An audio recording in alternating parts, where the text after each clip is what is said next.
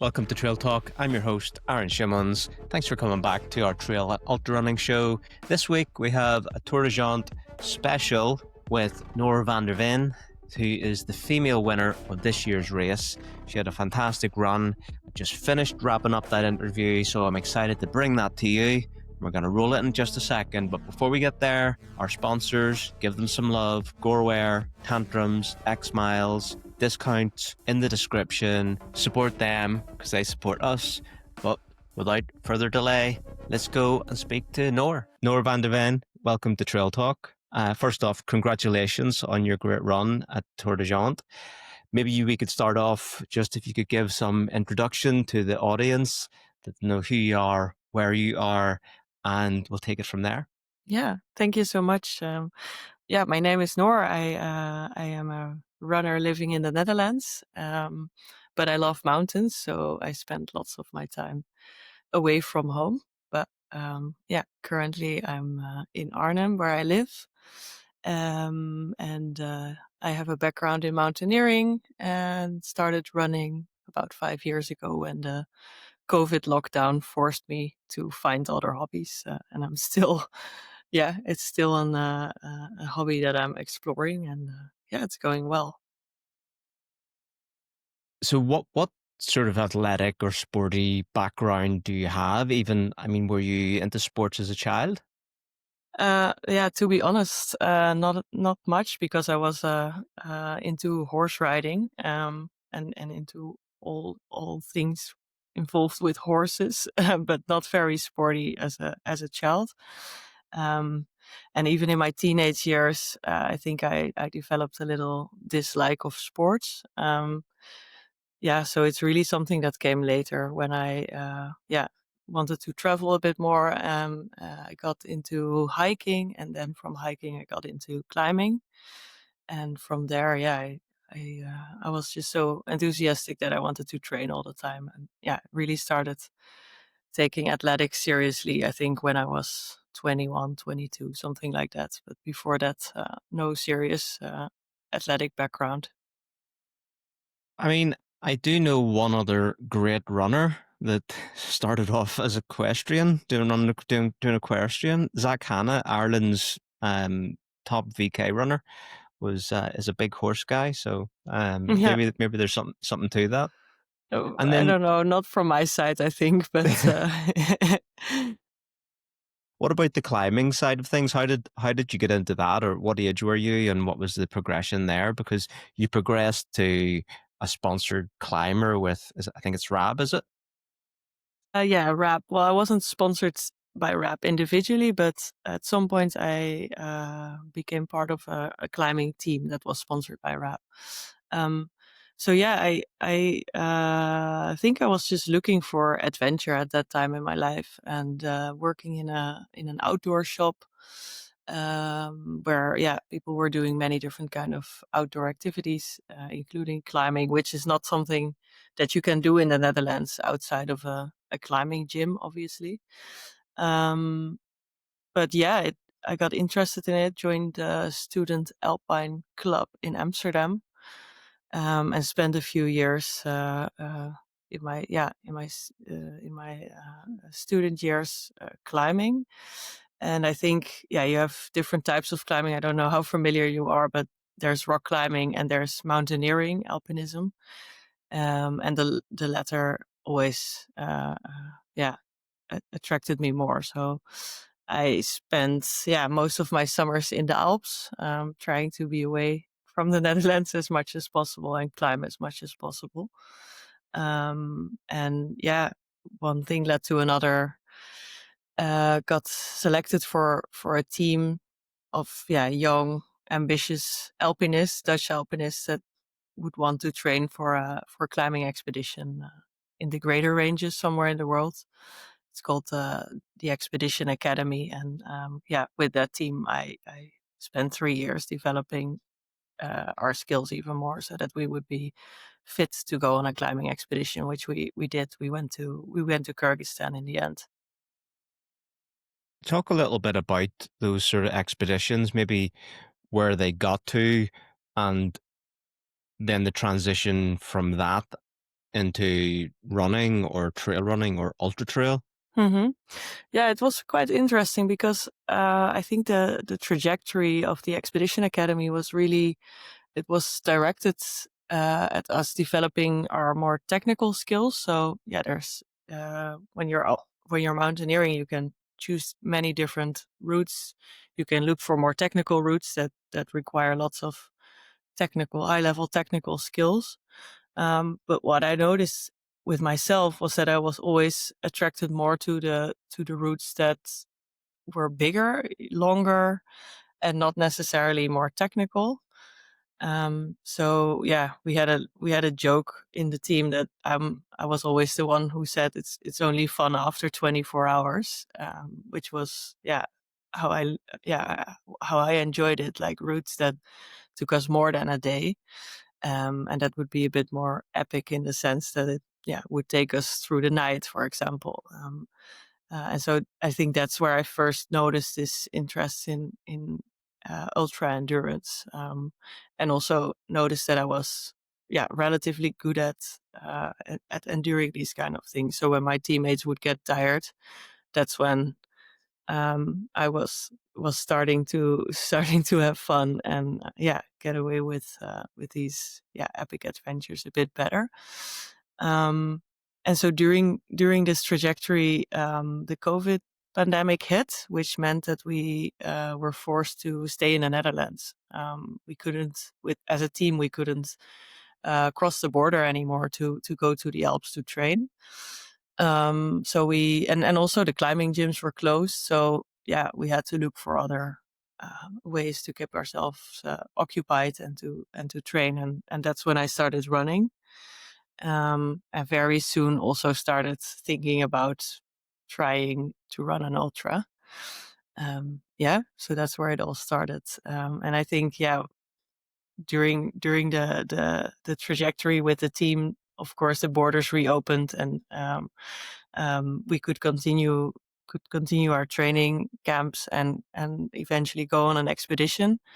But the transition was already happening to such an extent that when we were finally in Kyrgyzstan, I really really enjoyed myself, but I was also dreaming about running all the time. So I was already, I think, the transition from wanting to be a climber to wanting to be a runner was already there. And after the expedition, I did continue to climb for a little bit, but currently this was the first summer where I didn't even wear my climbing harness anymore. So the transition has been slow, but I think it's quite definite. I'm really, my heart is really into running now, and my climbing days are mostly behind me, even if I have really fond memories of those days.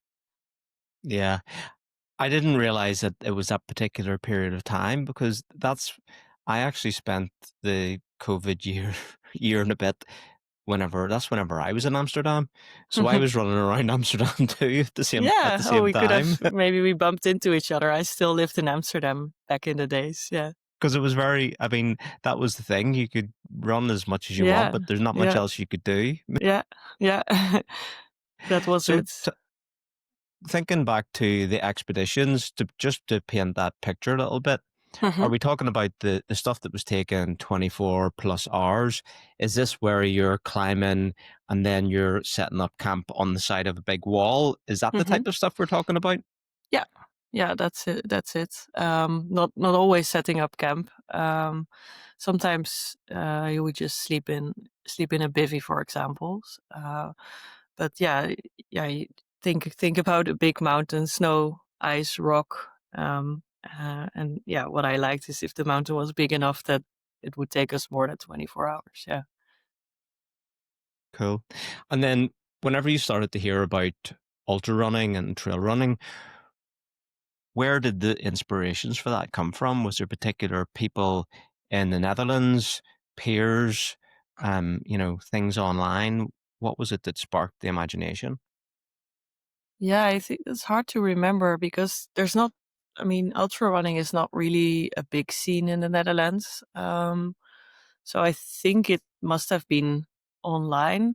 One of the things that I really did enjoy the student alpine club. There's every city has their own student alpine club in the Netherlands, and among these clubs there's a race, an adventure race that's called Battle of the Student Alpine Clubs, and it's a 21-hour race, I think, where you run, you cycle, you do all kinds of activities. You have to navigate it yourself, which is always used to be loads of fun. And yeah, joined that a few times, and you do that in teams of 4.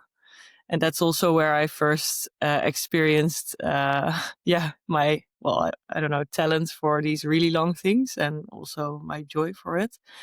Um, so yeah, that might have been a first, yeah, introduction to it. But I think other than that, probably also, yeah, just YouTube videos online and just dreaming about, yeah, running nonstop in the mountains.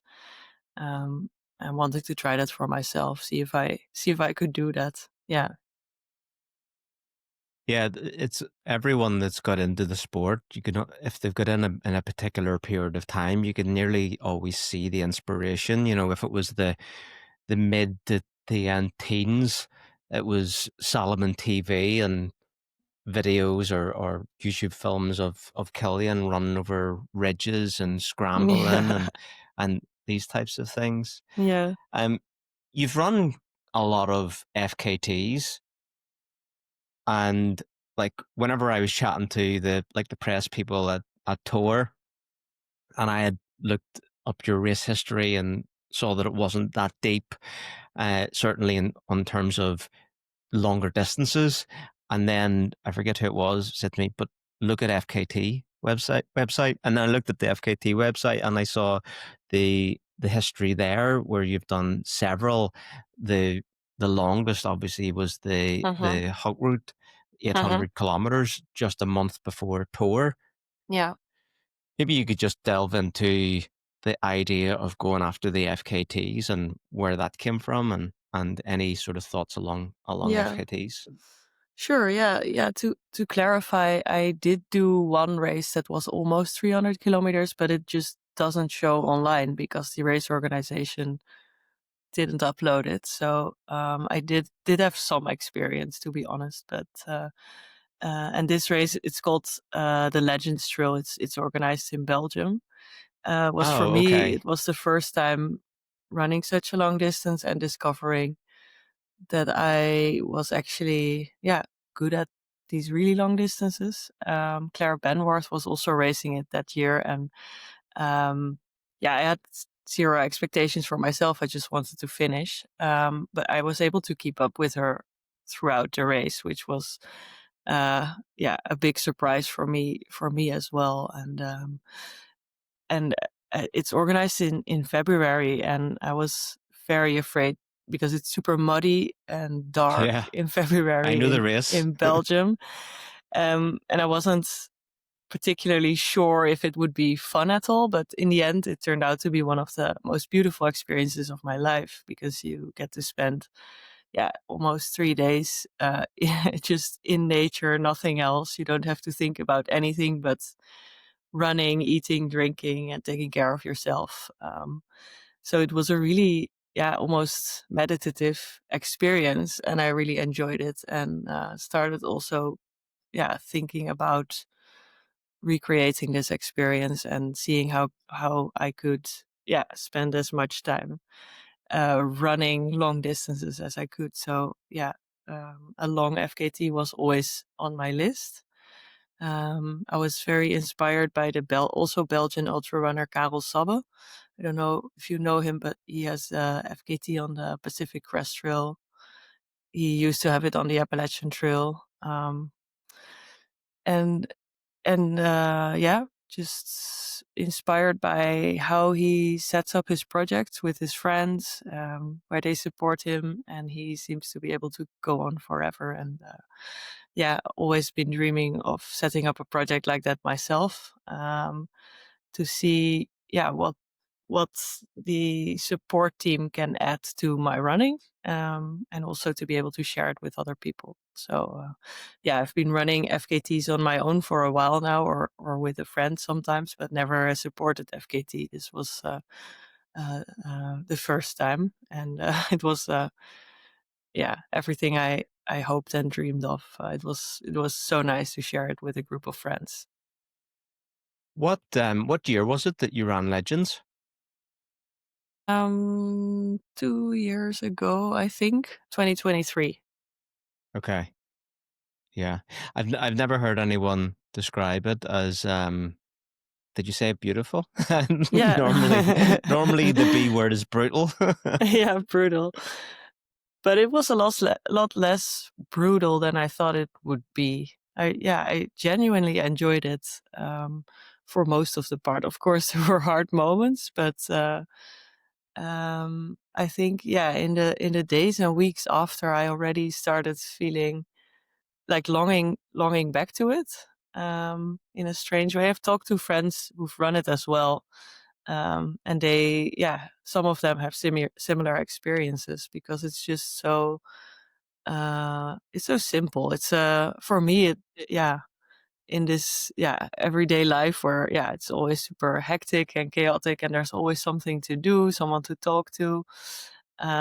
It's just really really nice to be able, it felt like a privilege to be able to, yeah, just run in nature for 3 days, without a care in the world, nothing to do, no obligations.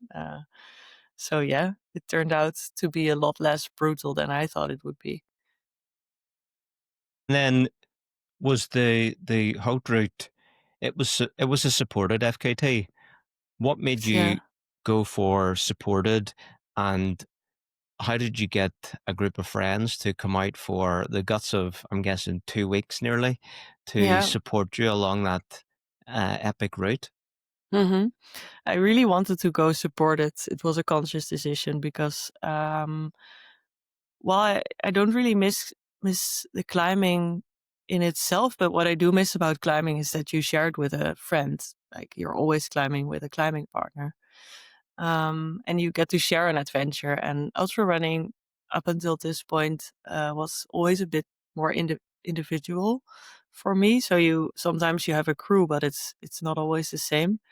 And yeah, I felt like I wanted to have a big mountain adventure with other people again. And yeah, like I said, inspired by other runners who did this supported style FKT really well. I wanted to see also what difference it could make. Um, so yeah, I started just pitching the project to some of my friends, or just telling them that I was planning on doing that, and that I would need support, and just let it sink in with people and see who would want to join. My boyfriend, maybe the usual suspect, he was on board, obviously, and a friend who lives in the neighborhood. He's always super enthusiastic. He also joined right away. And then one of my oldest friends, she's not a runner at all, but she's a great cook. And we were joking because she just wanted to come for fun. But it started out as a joke. But later on, I thought, well, it would be great if you would join and would be able to cook for all of us. So she did, and then I asked.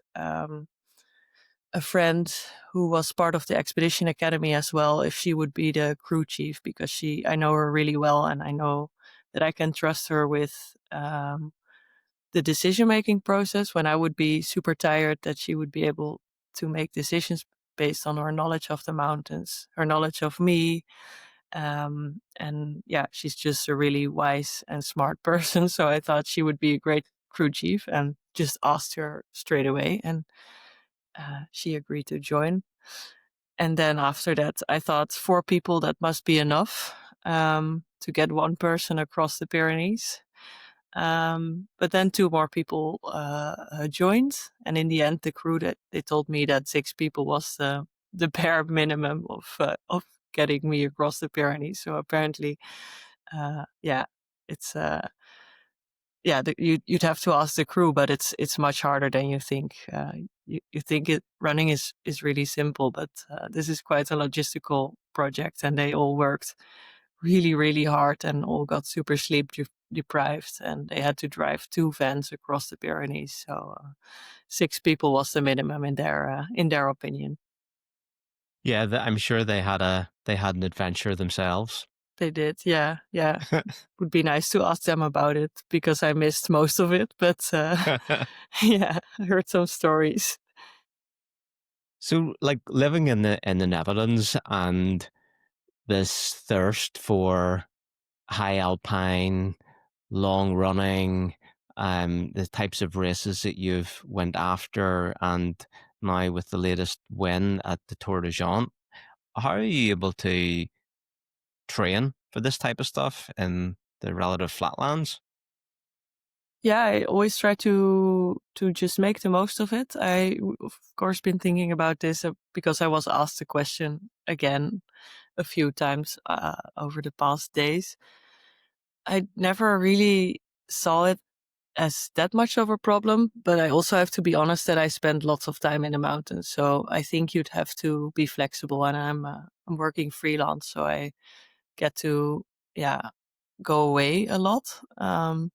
Whereas I think if you're stuck in the Netherlands a bit more, it might be harder. But for me, it's never been that much of a problem. And I also think that living in a flat place allows you to actually run a bit more. So as opposed to living in the mountains where you're probably hiking more than running. Um, so yeah, just when I'm in the Netherlands, I run and I focus on my normal running, speed running. Try to do some trail running, but it's obviously not the same as mountain running. Um, and I have a treadmill that goes up to an incline of 40%. But it's just the downhill running that's hard to train. Uphill is doable, but downhill, yeah, for that you really have to go to the mountains. And yeah, my in my experience, so when I travel to the mountains, the first 2 or 3 runs, I get really sore from the downhill running. But after that, my legs adapt really quickly, and I'm able to do longer and longer downhills and faster. Um, so yeah, just try to make the most of my time in the Netherlands, and hopefully it allows me to be a bit of a faster runner as compared to the runners that only train in the mountains. But yeah, don't know. It does feel like a slight oversimplification because, yes, well, everything that you're saying is true, but whenever you're doing races that involve half of the time, at least, hiking up, Yeah, 20 to 40% grades, there's a yeah, lot of high knee lifting yeah, of the leg yeah. and movement patterns that you're not practicing day to day. Are you doing, are you working on any particular like strength programs that sort of Yes, simulate yes, any of of those course. movements? Yes, yes. So I do strength training twice a week, where at least in one of those sessions I focus on the high step ups with weight. But it's always been my strength to hike up. Also, while I was still climbing, with a big backpack of climbing gear, could sometimes be 10 to 20 kilos on your back because you have so much gear with you. And that was always something that I could do really well. So I think for me personally, at least, that's not something that I have to train as much. Whereas running has always been my weakness. So it's good to focus on the running in my training. And I seem to be able to hike up relatively well always. Also during this tour, I noticed that I was just until late in the race, I was able to hike up pretty fast. So yeah, my weaknesses are flat running and downhill running. Um, yeah, well, downhill running I cannot train in the Netherlands, but flat running for sure. And then just talking a bit about the downhill running, are you doing anything for that in terms of the muscular damage, but also then you've got the technical terrain aspect as well? Mm-hmm. Mm-hmm. Yeah, so it's more the technical part for me. I I find it hard to let go. I think that's also why I'm a terrible skier. Um, I'm just I want to be in control all the time. So I think yeah, training my downhill running comes down to just doing it a lot. Um, and I get faster and faster just through experience. But it's not necessarily the muscular damage that's bothering me, I think. Yeah, but yeah, as a Dutchie, I think, yeah, definitely need time in the mountains to be able to do it at all. So that's also the honest story is that I spend months in the mountains. It's not that I'm training exclusively in the Netherlands and then racing in the mountains. Yeah. I noticed this year at Tour, a good proportion of runners at the front were actually using their poles to assist in the descending, to Yeah. basically to save the legs a hmm little bit. Is Yeah. that something that you do? Yeah, yeah. So I used to do that also. So when I was less experienced runner, I used to do that, and I tried to stop doing that when I was trying to become a bit faster because you just run faster downhill without poles, obviously.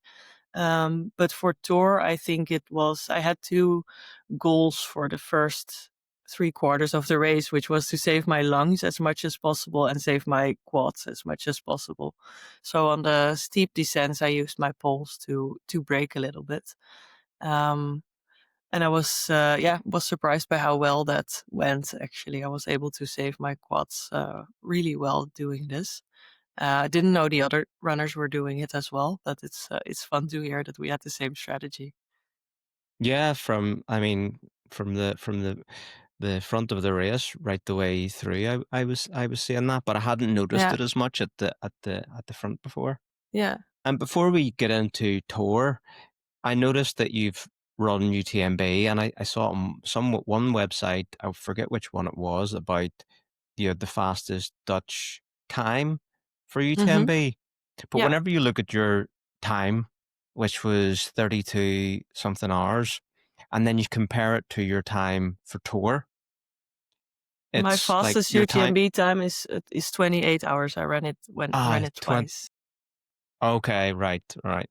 I only saw the the 32, but the question I was coming to was like, do you think that you're better suited to the longer it goes? So rather than Mm. that 160, 170K, that 24 plus hours, do you think you're better suited to the 40, the 50, the 60, the 70, the, you Mm. know, 79 of 34 of tour? Yeah, hard to answer because I feel like sometimes I still feel like a beginner who's just getting a taste of this and getting a taste of that. I think my UTMB time. So I ran it twice. I ran it first year was my first 100 miler, 32 and a half hours, I think. Not bad, but just went accompanied with the usual things you expect for someone running 100 miles in the mountains for the first time. And then the year later, I ran 28 hours. So I improved my own time 4.5 hours, but I still feel like there's a lot to improve on. I'm qualified for UTMB next year, and I feel very inspired to do it again because I feel like I could be a lot faster if I have just 2 more years of experience, 2 more years of training.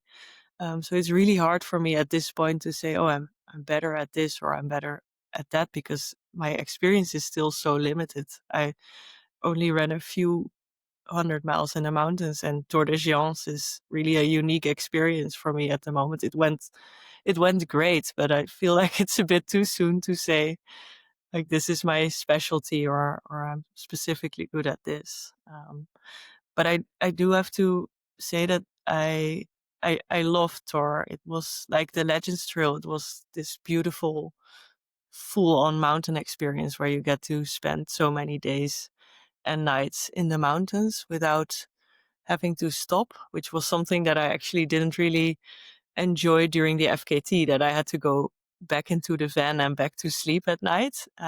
Because I just enjoy it so much. I want to continue all the time.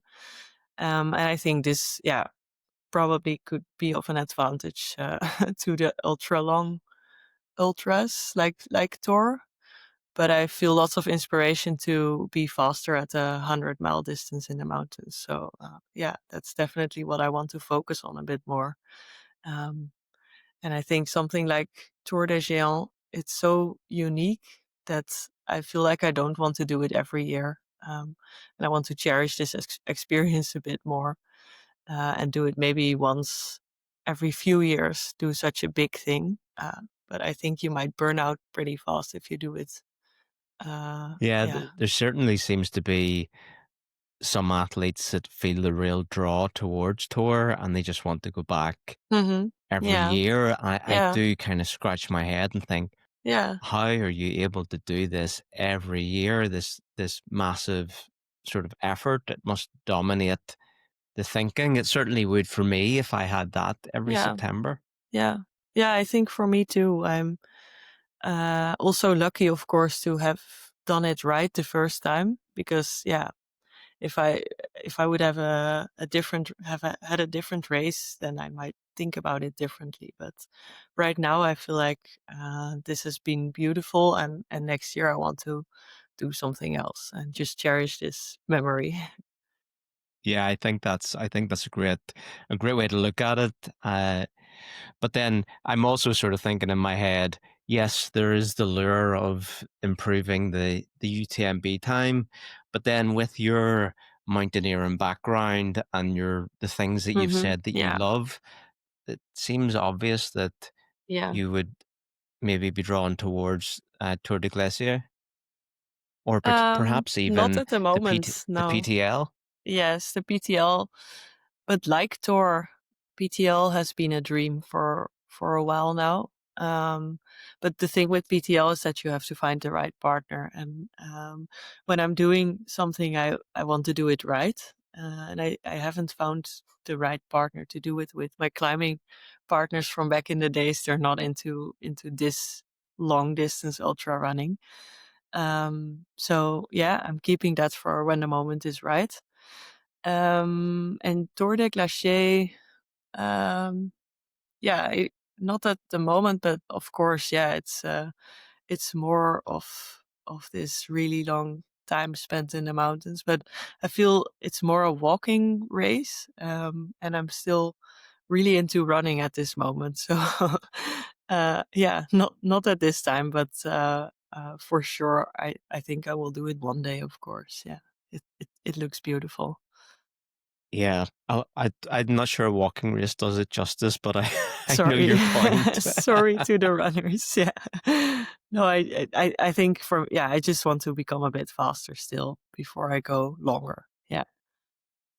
Let's move on and chat about this year's tour.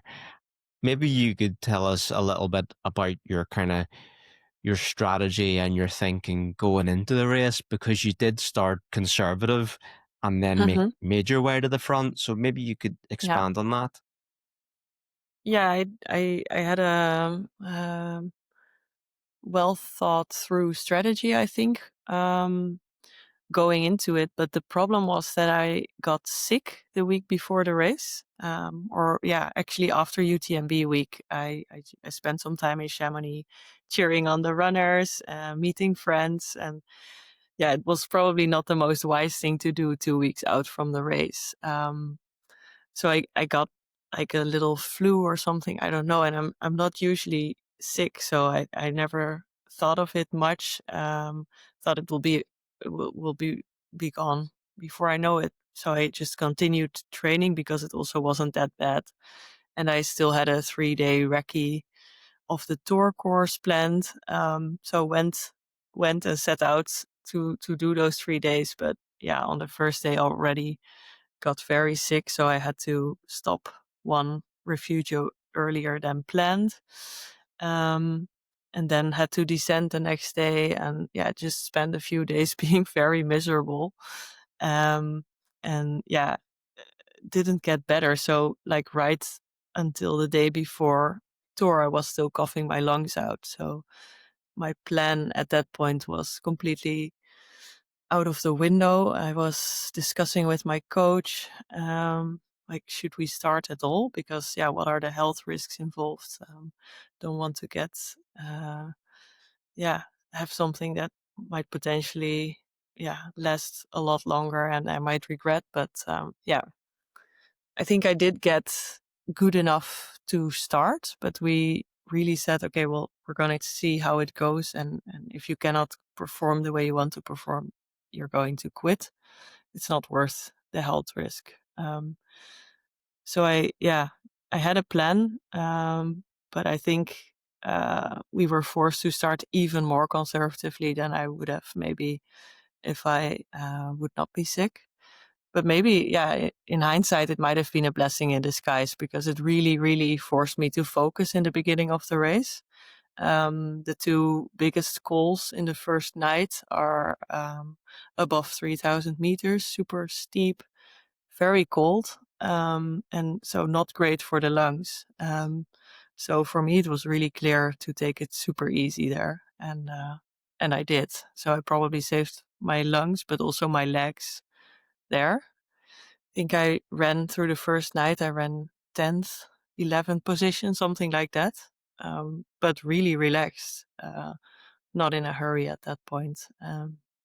Yeah, and in hindsight, maybe that was ideal because I didn't burn any matches up until Donna's. I felt great, which which was the plan. But I think the being sick forced me to also stick to that plan. Yeah, the first 100K of that course is pretty epic, and I did a recce of the course too. I did the first 170K again just after UTMB week. I had this couple of weeks between UTMB and Tour that I was kind of free, and honestly, like after Konya, it feels like, well, this is easy. I remember that my watch came up and said the next climb out of basically from Konya and up to the next call. That call that had the pylons Yes, through the yes, valley, yes. Yeah, I forgot the name, but and that climb was something like 1,300 meters over 17K or something. yeah, it was It was easy. Yeah, 15K. I was like, oh, this is yeah, so easy. yeah. It's great. Normally it's like 1,200 meters over Yeah, 5K. yeah. And then the descent as well. It's a 30-kilometer descent or something. It's not steep at all. It Yeah, was a little yeah. bit more technical than I expected, but great. Yeah. So how did you feel coming into, like, let's say into Konya? You were essentially Yeah. 100K in. You Yeah. had a chance to feel out the race. How were you feeling then, and how were you thinking about the Well, the I next was the quite next life base? surprised before Konya, the last checkpoint is Rifugio Vittorio Sella. And I was convinced I was running in 11th or 10th position still. I hadn't overtaken many women. And then they told me in the Rifugio that I was in 4th position or 3rd even, I think. I still don't understand how that happened or where all these women went. My theory is that they must have like found shelter in one of these little glass shelters that they put on the coals, and they might have put on their jacket there, and then I might have overtaken them or something, because otherwise I really don't know where I overtook them. Um, but I felt great coming into the Vittorio Sella, and then from there it's a easy downhill into Konya. Um, and yeah, I remember talking to my coach who was crewing me, um, saying like I'm still completely in control of everything. I feel no rush at this moment. My legs feel great. I haven't burned any matches yet. So we just continued. He told me to keep it uh, easy still, like the race still wasn't beginning. So didn't try to race the number 1 and 2. I think it was Lisa and Caitlin Gerbin who were in 1 and 2, and I was following them right behind. But I I didn't really, I wasn't chasing them or anything. I was still just moving efficiently without burning too much energy. But then I caught up with Caitlin, I think, on that climb that we just talked about, the easy climb and the descent into Donnas. So yeah, was really comfortably in the mix at that point. Yeah, without getting into too much trouble. So yeah, really ideal first half of the race. And when did you start to think or feel like it was a race, or talk about gaps or positions? When were those conversations happening with your coach? So we, well, not after Donnas, because many people say the race doesn't start until Donnas, but it's actually 150 kilometers in the race. You still have 200 to go. I still think that's not the right place to start racing yet. So that's what we told each other. Like, this is also not the moment. We're just going to keep going as we're going, but we're not racing. Um, which means that you have time to take care of the things that you need to take care of. Your feet, for example. Sometimes, yeah, it's better to take five extra minutes to make sure that they're really um, taken care of, rather than rushing it because you want to be in the lead. So yeah, took some time in Donnas, was overtaken by a few girls who took less time in Donnas, I think, but didn't really wasn't really bothered by that too much. And from there we went into the second night. I think when I got to Refugio Coda, I was there at beautiful sunset. So between Coda and Refugio Barma, that's where it got dark for me. And it's also one of the most technical sections of the route. Talk to some other And runners. a beautiful spot for sunset. It was really beautiful. I think they filmed me there. You can see, like, also the clouds were really low, so we were, yeah, with this golden hour above a sea of clouds. It was really amazing. One of a highlight, I think, of my race. But after that, yeah, in the second night, very technical section between Coda and Barma, and then also between Barma and Neil. And I hadn't recceed that section, and yeah, I didn't know that it would be so technical. So I overtook. I think I was in second when I got to Coda, and then I accidentally overtook Lisa, who was in first on the way to Barma. It was not what I was hoping to do at that point. I still wasn't racing, but it just happened. So when I got to Barma, I got there, I think, 5 minutes ahead of her. I was still there when she got in. My coach, my crew was also there. Um, and we said to each other, maybe it's too early to lead the race just yet. So let's give it back to Lisa.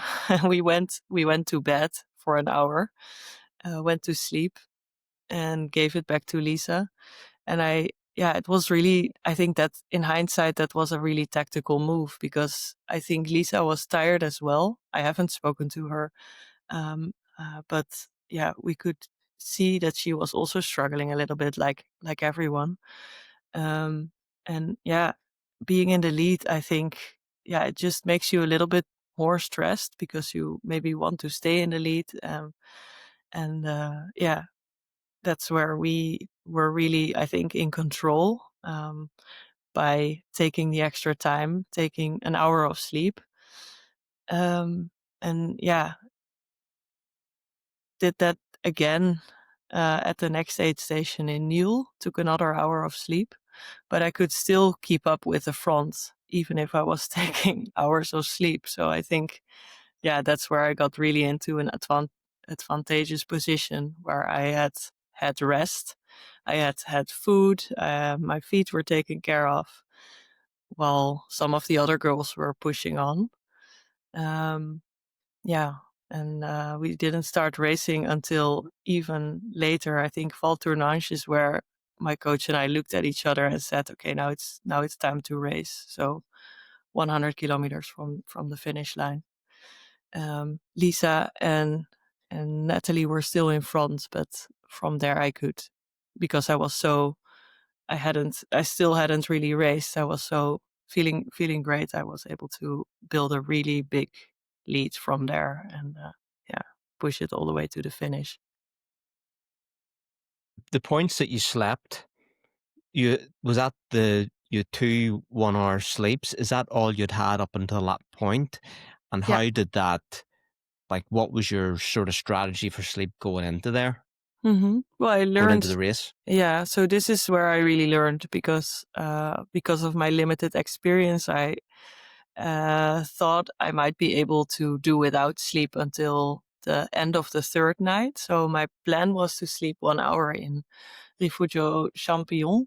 Um, but that's where we really adapted the plan, or diverted from what was our original plan. And for that, I'm super grateful to have a crew who is not just asking like, what kind of food do you want, or do we need to take care of your feet, but he was also into the tactical game. And yeah, we just were able to say to each other, because it was quite far out of my comfort zone to take an hour of sleep and then even another hour of sleep in the same night. Because you might regret it later, what if all of the girls would have overtaken me and I would never be able to catch back up to them?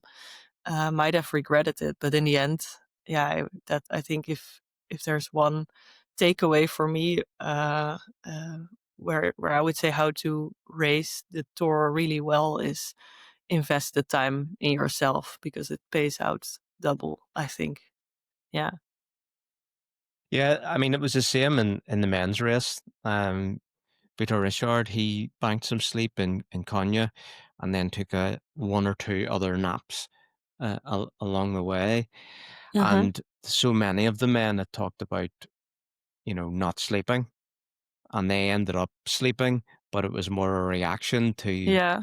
Yeah. tiredness that made them then sleep. Yeah. Did you have more than the 2 hours? Yes, so I slept another hour in Olomont. So end of the third night, because I was just super tired. Getting down from, what's it called? It's called Brison, I think. Getting from Brisson, Colbrison yeah. Yeah. down to Olomont. I was so sleepy that I just didn't know how to descend anymore. I remember just like standing It's still all the also time. super steep, that Yeah, it's descent quite at the start. steep. Yeah. Yeah, and you don't want to trip or anything, because yeah, you might tumble down. Um, but I just remember that I just didn't remember how to move, how to do it, how to keep my balance. So that was super slow. So when I got into Olomont, I think I forget the exact details, but I think I had a lead of like 3 or 4 hours. So very comfortable lead at that point. So I could easily sleep an hour, and I did. Yeah, which was the best sleep of my life. I'll bet. Yeah. Until the sleep after the race. I is it Am I right in saying that you were ahead of the course record up until that sleep? Yeah, that's what I was told, at least afterwards. I wasn't aware of that at that point. No, they Okay, so told me afterwards. right, okay, yeah, yeah. I had heard during the race that was the case, and but Yeah, you had so such a I was also asked, like, would you have slept for an hour if you would have known? Um, for sure, I just needed sleep there. But in hindsight, maybe I could have slept half an hour, for example. But I don't really care, to be honest. I'm really happy with my time. And I think if I would have been more aware of the course record and the course record splits, then I might have been able to try and break it. But yeah, I was just running my own race. And I think that's also wise if you're doing it for the first time. So yeah, no regrets there. it would also be a very different experience if you're thinking about a record and the kind of the time pressures, whereas it feels like you had a strategy, but you were also in tune with how you were feeling Mm-hmm. and you were going with that as a priority. Yeah. Yeah, so I was very happy to have my coach with me all the time because he was, yeah, really keeping me on the right track mentally as well. So yeah, for him it was clear that the goal was still to win and not to necessarily get the course record. I mean, it would be nice, obviously, but we were not going to ruin the win by trying to set the course record, you know? So he continued to tell me like keep going slowly and no tripping, no, you know. So it's you need to reach the finish line in one piece because otherwise you have nothing. Um, and yeah, so he was able to take that pressure away, I think. But yeah, I had some. I was like at some point, I think if I wouldn't trip, then I would win. That became clear because the lead was big enough, I think. Um, but I had this personal goal of trying to set or break the 80-hour mark for myself. And yeah, at the last 50 kilometers, I think the virus that was probably still somewhere in my system, and my immunity obviously went down. It got back to me a little bit, so I was starting to feel worse, starting to cough again, lots of mucus and trying to breathe became very hard to breathe. Um, so yeah, it was more of a survival struggle. But then, yeah, when I got to Colmalatra, I could see that breaking 80 hours might still be possible if I would push a little bit more. So that's where I had some fun in the last 3 hours with myself, just trying to break 80 hours. Yeah. But like after that amount of time running, and then the thought that, okay, I've gone up the last big climb, the last call of the race, and now I've got to race the clock to get in under 80. Like, is Mm-hmm. that not more like what you don't want to feel? Or did you Mm, kind of relish that? Did it give you a yeah, focus? it gave me a focus.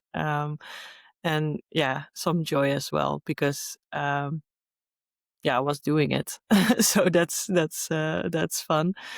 And also the last part is so beautiful. We always call it the highway, like the part between Bonatti and Bertone. It's just so easy, but so beautiful.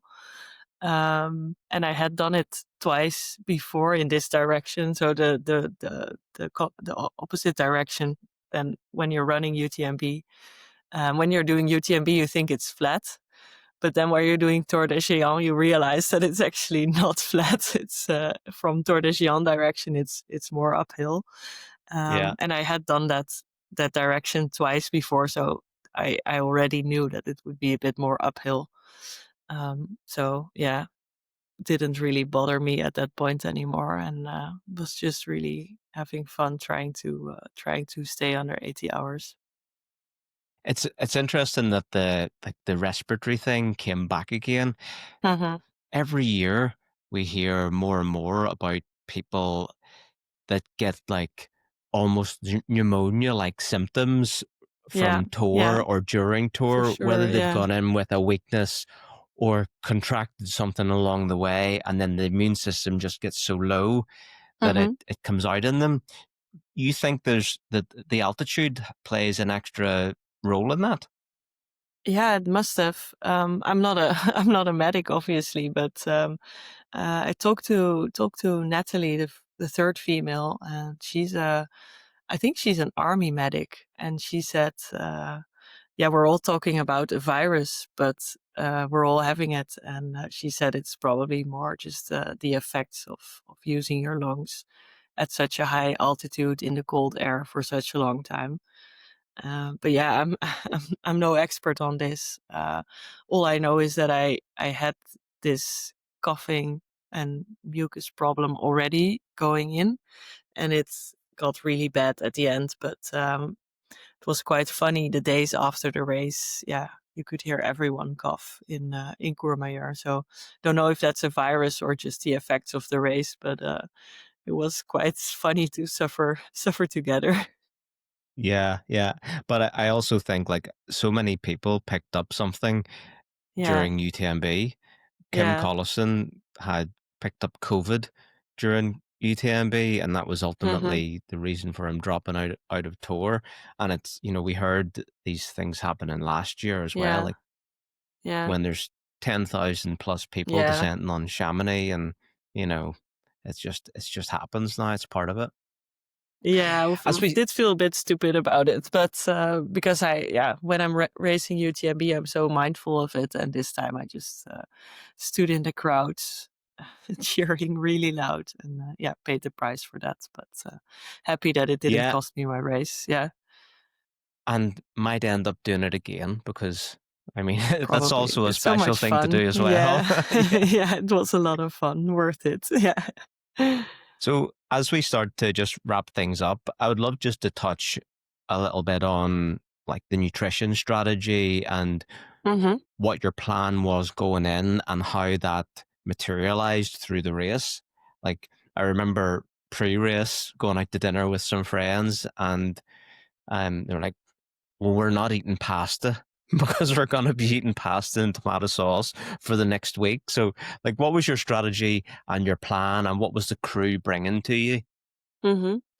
So I don't really like chewing. I like to have easy food and make it as easy as possible. So my idea was, but you cannot obviously run Tour de Géants just on gels. That wouldn't be enough, I think. But my idea was to have gels on the uphills. So when your breathing is a bit heavier, you would still be able to get in the calories. So yeah, every 20 minutes to half an hour, I would take something, and then on the downhills, I would have a bit more room to breathe, and then have some solid food, like a little sandwich or a pancake, something like that. That was what the plan was, and one of the things that really worked well was that we made pouches, like these kind of gel wrappers that you can fill yourself. I don't know how to call them. I think, squeeze pouches or something. Yeah, we'll know what you mean. Yeah, and we filled We've seen them them before. Yeah, with oats, overnight oats. So yeah, soy milk with oats, chia seeds, some ahorn syrup, and some peanut butter, I think. Just made a really, really nice, something that I could really take in easily. sounds And I good. think, yeah, well, I mean, it tasted okay. But the thing is, you don't really have to chew. So you can easily take it in, but it fills your stomach much better than a Yeah, gel would. So that worked really well. But yeah, also try to have pancakes and sandwiches on the downhills, and then at the points where I would meet my crew, I had a recovery shake every time, because I just don't find it hard to drink those. So some protein and some carbs, and then add that with some solid food that he would bring to the aid stations. But I didn't have any pasta or anything. I don't like eating pasta during races. Did have lots of orzo soup. I think that's the staple for something like Tour de Géant. Didn't really enjoy it, but it's just easy to get down. Um, yeah, yeah, stuff like hot. that. Yeah, It's hot and salty. It usually hits the spot. So, what sort yeah. of solid foods were you getting the crew to bring you if you're not into pasta? Were you getting pizza deliveries or burgers or? No, unfortunately not. No burgers, but the idea was to have pizza, but I don't think he even had time to get the pizza because he was just having to drive all the time and work really hard. We had some focaccia, I think, so similar to pizza, but less tomato sauce. One of the problems I have with these long distances is that my mouth gets really sore at some point. I think it's from all the sugar. I really have to figure this out. But during the FKT in the Pyrenees, I already noticed that I couldn't have tomato at some point because it would just start to tingle in my mouth. So pizza, I think, wouldn't have been a great idea, or at least pizza with tomato sauce. So focaccia was great. dipped that into orzo soup, something like that. And at some point, he also brought me just a whole bowl of this oats that I was also having in the pouches, which was great. Yeah, some There's a watermelon, some fruits, stuff like that. Yeah. there's a great burger place in Gressony. I've seen the deliveries coming from there. The bacon burger is apparently particularly good. So maybe Okay, the now next I'm time. doing yeah, now I'm doing it again, definitely. We missed that one. Yeah. Yeah. So, like, what about gear and things? You've got a connection with Rab. Is Yeah. that anything to do with the trail and ultra running? Do you have any other kind of sponsors in that realm, or are you just free to use whatever you want?